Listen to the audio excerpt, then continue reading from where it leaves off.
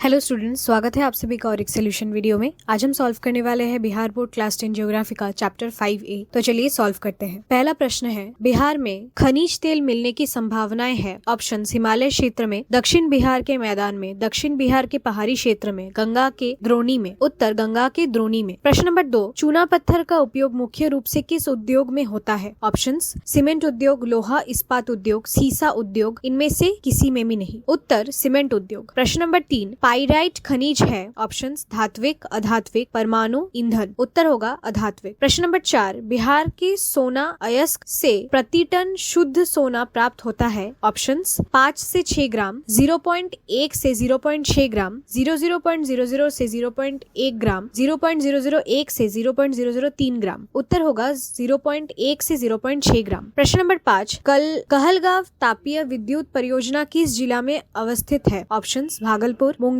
जमुई, साहेबगंज। उत्तर होगा भागलपुर। प्रश्न नंबर 6, कांटी तापीय विद्युत परियोजना किस जिला में स्थापित है? ऑप्शंस: पूर्णिया, सिवान, मुजफ्फरपुर, पूर्वी चंपारण। उत्तर होगा मुजफ्फरपुर। प्रश्न नंबर 7, बिहार में BHPC द्वारा वृहत परियोजनाओं की संख्या कितनी है? ऑप्शंस: 3, 10, 5, 7। उत्तर होगा 10। प्रश्न नंबर 8, बिहार में कार्यरत जल विद्युत परियोजनाओं की कुल विद्युत उत्पादन क्षमता कितनी है? Options: 35.7 megawatt, 44.20 megawatt, 50.60 megawatt, 30 megawatt. उत्तर होगा 44.20 मेगावाट। अब आते हैं लघु उत्तरीय प्रश्न पर, जिसका 1 नंबर प्रश्न है, अभ्रक कहाँ मिलता है? इसका क्या उपयोग है? उत्तर: झारखंड के निकटवर्ती बिहार के जिले जैसे नवादा, जमुई और बांका में मस्कोवाइट अभ्रक पाया जाता है। अभ्रक का उपयोग मुख्यतः बिजली के उपकरणों, रेडियो यंत्र, बेतार संचार संयंत्र और सजावटी सामानों के निर्माण में होता है। इसकी ऊष्मा और विद्युत प्रतिरोधक क्षमता इसे इलेक्ट्रॉनिक उपकरणों में अति महत्वपूर्ण बनाती है। प्रश्न नंबर 2, बिहार में ग्रेफाइट एवं यूरेनियम के वितरण को लिखिए। उत्तर: बिहार में ग्रेफाइट मुख्य रूप से मुंगेर और रोहतास जिले में पाया जाता है, जबकि यूरेनियम का बिहार में कई ज्ञात स्रोत नहीं है। ग्रेफाइट का उपयोग मुख्यतः फॉसिल की नोक, बैटरी और विद्युत इलेक्ट्रोड बनाने में किया जाता है। प्रश्न नंबर 3, बिहार में तापीय विद्युत केंद्र का उल्लेख कीजिए। उत्तर: बिहार में मुख्य तापीय विद्युत केंद्र कहलगांव, काटी और बरौनी में स्थित है। इसके अलावा बाढ़ और नवीनगढ़ में भी तापीय विद्युत केंद्र निर्माणाधीन है। ये केंद्र राज्य की विद्युत आपूर्ति में महत्वपूर्ण भूमिका निभाते हैं। प्रश्न नंबर 4, सोन नदी घाटी परियोजना से उत्पादित जल विद्युत का वर्णन करें। उत्तर: सोन नदी घाटी परियोजना के तहत पश्चिमी नहर से 6.6 मेगावाट और पूर्वी नहर से 3.3 मेगावाट जल विद्युत उत्पन्न की जाती है। यह परियोजना बिहार में जल विद्युत उत्पादन के महत्वपूर्ण स्रोतों में से एक है, जो राज्य की बिजली जरूरतों को पूरा करने में सहायक है। प्रश्न नंबर 5, बिहार में जल विद्युत के विकास पर प्रकाश डालें। उत्तर: बिहार में जल विद्युत के विकास के लिए 1982 में बिहार राज्य जल विद्युत निगम की स्थापना की गई थी। राज्य में जल विद्युत के विकास की संभावनाएं काफी है और इस दिशा में कई परियोजनाओं पर काम हो रहा है। कैमूर और औरंगाबाद जिलों में कई जल विद्युत परियोजनाएं प्रस्तावित है, जिनमें से कुछ निर्माणाधीन है, जैसे कलेर, अरवल, त्रिवेणी, पश्चिमी चंपारण, ओगरा, औरंगाबाद और तेजपुर, टिहरी, रोहतास। अब आते हैं दीर्घ उत्तरीय प्रश्न पर, जिसका 1 नंबर प्रश्न है, बिहार में पाए जाने वाले खनिजों को वर्गीकृत कर किसी एक वर्ग के खनिज का वितरण एवं उपयोगिता लिखिए। उत्तर: बिहार में खनिजों का 2 प्रमुख वर्गों में विभाजित किया जा सकता है, धात्विक और अधात्विक खनिज। धात्विक खनिजों में बॉक्साइट, मैग्नाइट और सोना अयस्क आते हैं, जबकि अधात्विक खनिजों में चूना पत्थर, अभ्रक, डोलोमाइट,